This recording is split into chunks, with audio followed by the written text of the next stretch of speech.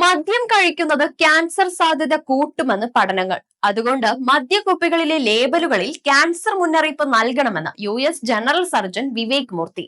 മദ്യപാനം കരൾ, സ്തനം, തൊണ്ട ഉൾപ്പെടെ 7 തരം ക്യാൻസർ ഉണ്ടാകുവാനുള്ള സാധ്യത വർദ്ധിപ്പിക്കുമെന്ന് എക്സിലൂടെ ഇക്കാര്യം അദ്ദേഹം അറിയിച്ചു. കഴിഞ്ഞ 10 വർഷത്തിനിടയിൽ US റിപ്പോർട്ട് ചെയ്ത ക്യാൻസർ കേസുകളുടെയും മരണത്തിന്റെയും പ്രധാന കാരണം മദ്യമാണെന്നും എത്രത്തോളം മദ്യം കഴിക്കുന്നുവോ അത്രത്തോളം ക്യാൻസർ സാധ്യത വർദ്ധിപ്പിക്കുമെന്ന് പഠനങ്ങൾ വ്യക്തമാക്കുന്നുണ്ട്.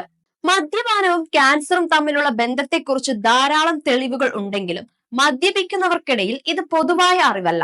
അതുകൊണ്ട് തന്നെ ഇത്തരം മുന്നറിയിപ്പ് ലേബലുകളിൽ ഇതിന് സഹായമായേക്കാം. ഓരോ വർഷവും ഏകദേശം 1 ലക്ഷം ക്യാൻസർ കേസുകളും 20,000 ക്യാൻസർ മരണങ്ങൾക്ക് മദ്യം ഒരു പ്രധാന പങ്കും വഹിക്കുന്നുണ്ട്.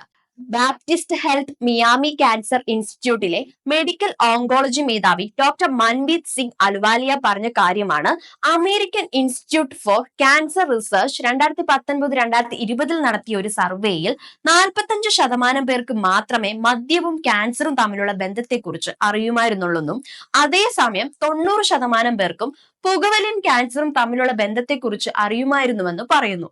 ആളുകളെ അറിയിക്കേണ്ടത് നമ്മുടെ കടമയാണെന്ന അവബോധമാണ് പ്രധാനം.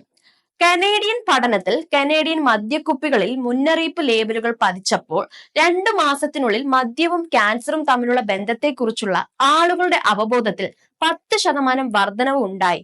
മുന്നറിയിപ്പ് ലേബലുകൾ ഫലപ്രദമാണെന്നതിന് മറ്റു ശക്തമായ തെളിവുകളുമുണ്ട്. ലോകാരോഗ്യ സംഘടന പുകയില നിയന്ത്രണത്തിനായുള്ള ഫ്രെയിംവർക്ക് കൺവെൻഷൻ വികസിച്ചെടുത്തപ്പോൾ ലോകമെമ്പാടുമുള്ള രാജ്യങ്ങളിൽ പുകയില ഉൽപ്പന്നങ്ങളിൽ മുന്നറിയിപ്പ് ലേബലുകൾ സ്ഥാപിച്ചപ്പോൾ പുകവലി നിരക്ക് കുറഞ്ഞു. ആളുകൾ മദ്യപാനം നിർത്തിയാൽ ഒരു നിശ്ചിത കാലയളവിൽ ക്യാൻസർ വരാനുള്ള സാധ്യത കുറയുമെന്നും പഠനം വ്യക്തമാക്കുന്നു.